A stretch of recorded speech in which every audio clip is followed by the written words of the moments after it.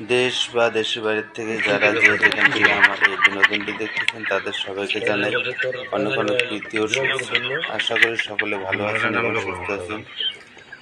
তো আপনাদের সামনে আজকে নতুন করে ভিডিও নিয়ে চলে এলাম।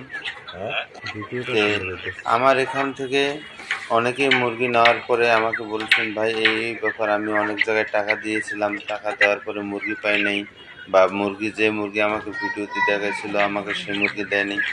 তো আমি এই জন্যে এই ভিডিওটা মূলত তৈরি করা। খামারি ভাই বোনদের কাছে আমার বিশেষ করে অনুরোধ যে আপনারা যখনই 1000 বা 2000 মুরগি হবে, অবশ্যই আপনারা খামারে এসে মুরগি দেখে তারপরে মুরগি সংগ্রহ করবেন।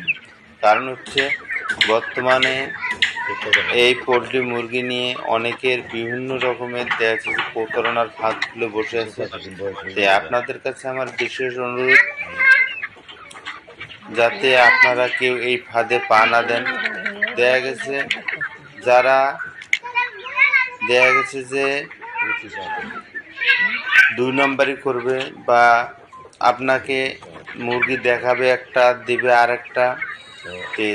সেক্ষেত্রে তারা সবসময় দেখা যাচ্ছে যে মিষ্টি মিষ্টি কথা বলবে আপনাদেরকে, মিষ্টি মিষ্টি কথা বলে আপনাদেরকে দেখা যাচ্ছে যে কথার জালে ফাঁসাবে।